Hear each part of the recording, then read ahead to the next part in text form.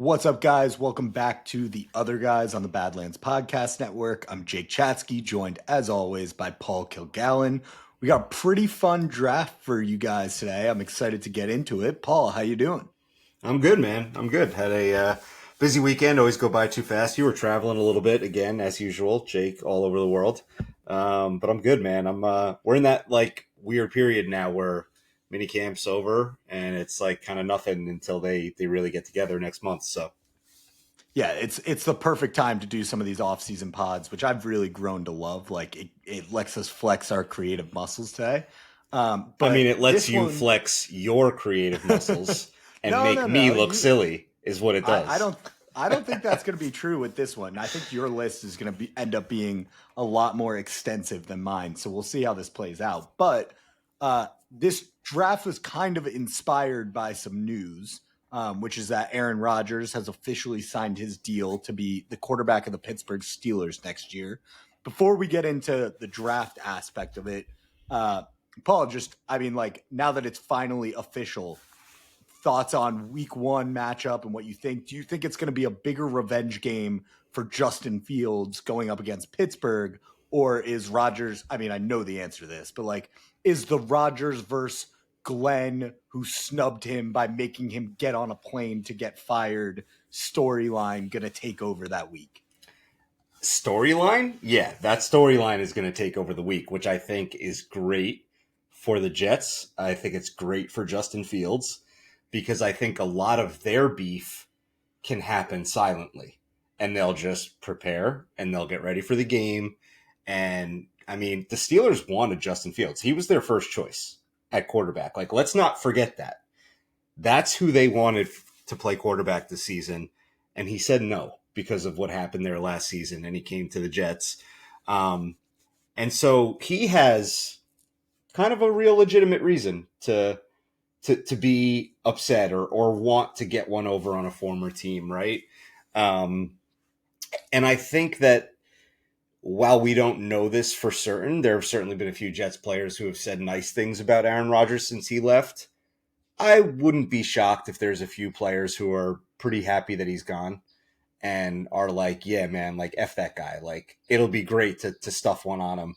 Um, Maybe this is just we're way too far away from the game and I'm just being overly positive, but I feel like we maul them week one, just on vibes alone. Like I'm not even talking about like which roster is going to be better, like just vibes alone. I feel like we like come into that game prepared and put on a good showing. And I'm looking forward to it. It's fun. And I'm really happy that the storyline will be all about Aaron Rodgers because it'll be a nice entry for Steelers fans into what life is like now. Like every Yeah. story's about Aaron Rodgers, everything's about him, and he's going to act like he doesn't care about it, but it's the most important thing in the world to him. Yeah, I think you put it perfectly in that he's going to for sure make this all about him. MetLife is going to be an absolute zoo Yep. for kickoff, which is even better. Not that Jets fans weren't going to get fired up for week one no matter what, but this is just a nice cherry on the cake. And I do think it is like the NFL knew exactly what they were doing with this Yep. schedule. Like they knew what they were doing. They got their wish. They added a little media intrigue. At the end of the day, like, is he going to play better than Mason Rudolph would have in that spot? Probably. Yeah. So like, from a football standpoint, I guess it's a little worse that they got him at quarterback versus who their other options. But, it's not, we lived through this firsthand from a 17 game season. Like I remember when the news broke, all these people at my company were like, oh my God, like that's like the Steelers just got to go. And it's like, I don't know how many of you watched 17 games of Aaron Right. Rodgers last year. Like, it's not the same bad boogeyman who we thought we were getting when we signed him, 2 off seasons ago, pre Achilles tear. He's been through a lot and doesn't scare me nearly as much as he once would have. And he wasn't that guy when Aaron Glenn's defense ate him up in week 18 the year before he was on the Jets, right? And the Lions knocked the Packers out of the playoffs that year. And um, I think it was easy for us to overlook that as a 1 year aberration, but you add an Achilles tear on top of that, and you add a mediocre season at best on top of it the year after, and like you're right, it's not the boogeyman anymore. And and we talked about, there were several games last year where it was like the ball is in Aaron Rodgers' hands. All we need is one drive for him, and we'll go win this game. And we just couldn't convert. So, Yep. hopefully we are on the other side of that. Hopefully, actually, like you said, it's a blowout. But if it's a close game, hopefully we're on the other side of that Aaron Rodgers experience where he leads a failing game-winning drive, and we get to celebrate with a walk-off. That actually might be like a better outcome. Like as fun as a blowout would be, like for him to have the ball down, let's call it 4, so they can't kick a field goal, and maybe it's a Will McDonald sack that seals it, or a Sauce pick, or like something like that seals it at the end. The perfect scenario would be Will McDonald spinning past Broderick Jones to get a sack on Aaron Rodgers. That would just be chef's kiss. So hopefully Jake, we can speak. This is a family speak that show. into existence. Speak that into existence. I'm curious how Aaron Rodgers will be remembered here. Like, not this year because it's all still too fresh, but like fast forward down the line 10, 15 years, and this is kind of a teaser for the show we're about to do here, but like when all is said and done and Aaron Rodgers is in the Hall of Fame and his time in the Jets is one of those things that you're like, man, did Aaron Rodgers play for the Jets? Like, that's crazy. If we will still feel the same feelings towards him then, or if it'll dissipate over time. And I also wonder if what he does in Pittsburgh will have any bearing on it, or if it'll have no bearing at all. And like, he will be judged solely on what happened here, because with Favre, I think we get a lot of like, people bring up what happened with the Vikings and like, well, he took the Vikings to the playoffs. Right. And I think that tends to like dissipate people's feelings towards Favre here. So I wonder if Rodgers Steelers time will have any effect on it, or if it's just like, if it'll stay like this forever.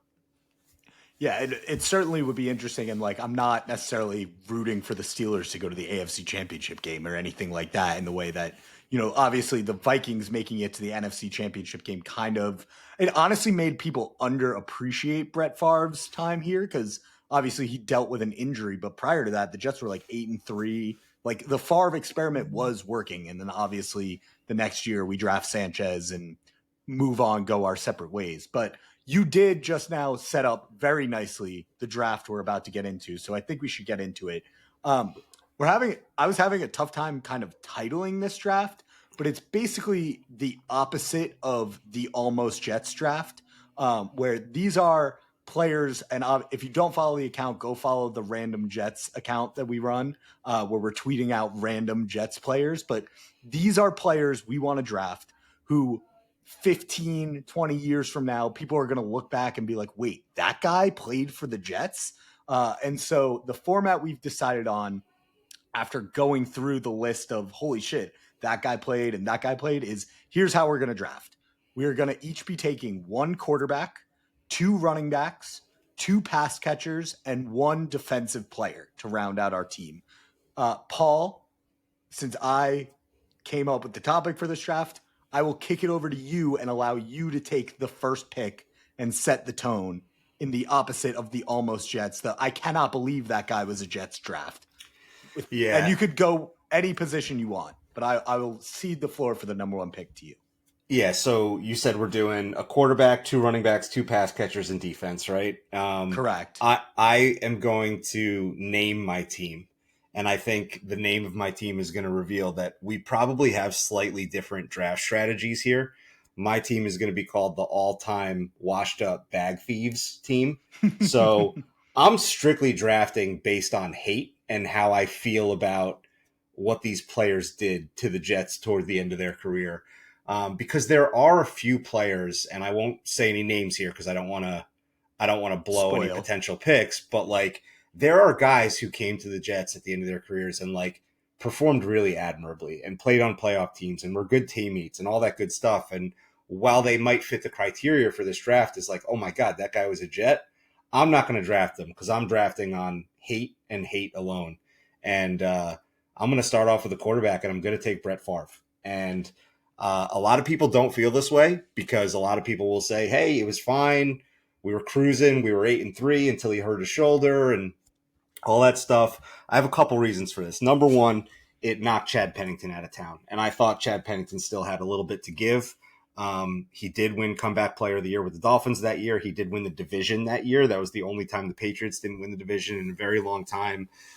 He went to the playoffs with the Dolphins. Look, he didn't have a ton left in the tank. He didn't play for 10 more years, but I thought he had more to give here, and it could have been a really nice, like, pillar to post career for Chad Pennington. So that's reason number one. I don't like that he knocked Pennington out of town. Number two, I don't like that it was forced on Mangini, because I think it probably prematurely ended what could have been a longer run for Mangini. Number three, the whole Jen Sturger thing, like, Favre's a bad guy. Like, he's an actual bad guy. Between that, what he did to his wife when she had cancer, the painkiller thing, and the stealing from welfare funds, like, Brett Favre is a bad guy. And he was a bad guy when he was here. And my last reason is because there's a video clip from, I think it was week 17. It was the final game of that season. And it was a win and in scenario for the Jets. I want to say it was against the Seahawks, but memory could be betraying me here a little bit. And they showed like the pump up speech that Favre gave the team right before the game. And I remember watching it live, and he said something to the effect of like, all right, man, if we win, we win. If we lose, we lose. And like, that was it. Like, I was like, what? If we lose, we lose. What are you talking about, dude? Like, we got to get to the playoffs. And so for that reason, I think he's like just all-time hateable bag thief. Like, the guy came here. He never wanted to be here. He wanted to go to Minnesota. He wanted to stick it to Green Bay, and he did get his way at the end of the day. He forced his way over there, and he played well there, and it didn't work for us here. And for that reason, like, all-time, one of my most hated Jets, I'm going Brett Favre. It's a fair pick. And, I used to work at the NFL with two buddies of mine, one of whom was a Vikings fan and one of whom was a Packers fan. And we would very lovingly refer to Brett Favre as, yeah, he played for the Packers, played for the Vikings, played for the Jets. Like, all three of those were equal, right? And it used to piss off my Packers fan friend a lot. You're right, bad guy. I will maintain that, like, the experiment was working prior to the injury. It was. But, then obviously when no one would look back on that and be like, holy shit, that's a successful career. And I don't think anyone Jets fans remember Brett Favre's Jets tenure. But I don't think it's by any means the defining moment of his career. So I think that is a very reasonable pick at quarterback. Given the draft format, I'm going to stay away from picking a quarterback now since yours is off the board. I'm going with a running back. I don't think this would have been a running back that you would have drafted based on the criteria you laid out. But to me, it is the all-time, like, oh my God, that guy was a Jet. And it's LaDainian Tomlinson, which, to your point of, like, there was an era where people were, like, coming to the Jets, not only, I guess, to bag chase, but also, like, he wanted a ring at the end of his career. And he came to the Jets to do it, which is a crazy, like, scenario based on our fandom. But just, what, like, maybe the single greatest fantasy football player of my childhood. And he chose to play for our team. Obviously he is probably, of the guys that we're going to list, he's not one of the ones that I think people will forget. Like, when I was doing my research, he was a name I wrote down on this list without going through rosters and being like, oh fuck yeah, that guy did play. Like, I think he does stick out in your mind, but it is one of those, Emmitt Smith in a Cardinals jersey type type scenarios where it's just like, oh my God, LaDainian Tomlinson really played for the Jets and he really got a Jets tattoo on his body. Just an insane run. So I got to start my team off with LT. And you're right. I would have never taken him based upon the criteria that I'm drafting on. But he was one of the first guys I listed as, like, the possible names that could be taken in this draft. Also, like, I have nothing but good feelings for LaDainian Tomlinson's time here.